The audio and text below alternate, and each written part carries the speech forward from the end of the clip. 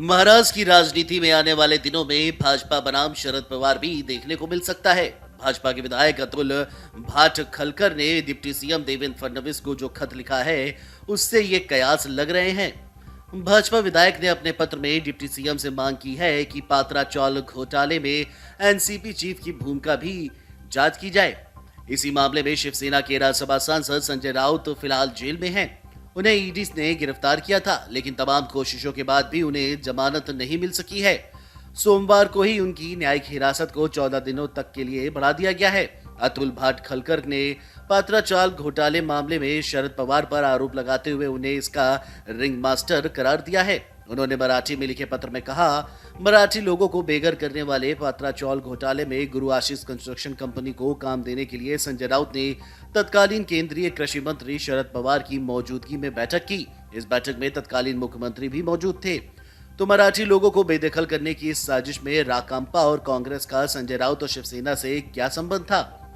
भाजपा विधायक अतुल भाटखलकर ने उप मुख्यमंत्री और गृह मंत्री देवेंद्र फडणवीस को पत्र भेजकर तय समय के भीतर पूरी जांच कराने की मांग की है। इस संबंध में उन्होंने तत्कालीन आवास सचिव का जिक्र करते हुए पत्र लिखा है। भाजपा विधायक ने अपने लेटर में कहा है कि महाराष्ट्र शहरी विकास प्राधिकरण भले ही स्वायत्त संस्था है, लेकिन उसके अधिकारी बाहरी ताकतों के दबाव में हैं। भाजपा विधायक ने इस मामले के तौर पर इसी आधार पर एनसीपी चीफ से भी जोड़ने की कोशिश की है।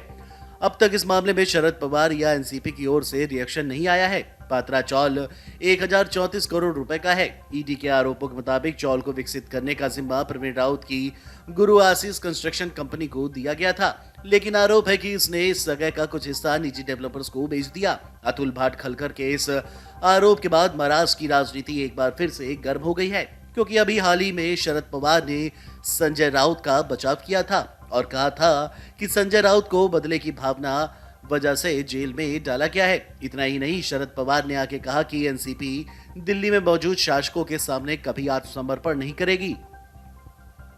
पवार ने भाजपा को सत्ता से बेदखल करने के लिए गैर भाजपा दलों से एक बार फिर मिलकर काम करने का आह्वान किया है। उनका यह बयान ऐसे समय आया है जब विपक्ष के कई नेता केंद्रीय जांच एजेंसियों की तफ्तीश का सामना कर रहे हैं। माना यह जा रहा है कि शरद पवार ने जिस आक्रामक अंदाज में बयान दिया है, ये बात मौजूदा सत्ता को चुभ गई है और यही कारण है कि अब शरद पवार के ऊपर कार्रवाई की मांग तेज हो गई है। हालांकि अतुल भाटखलकर के इस बयान पर अभी तक एनसीपी या फिर शरद पवार की तरफ से कोई प्रतिक्रिया सामने नहीं आई है, लेकिन इस बयान के बाद जाहिर सी बात है कि महाराष्ट्र में एक बार फिर से सियासी घमासान शुरू होने वाला है। वीडियो डेस्क अमर उजाला.com। डाउनलोड करें अमर उजाला ऐप और पाएं खबरें लगातार। अगर आप ये वीडियो YouTube पर देख रहे हैं तो हमारे चैनल को सब्सक्राइब करें और बेल आइकन को दबाना ना भूलें। अगर आप Facebook पर ये वीडियो देख रहे हैं तो हमारे पेज को लाइक करें।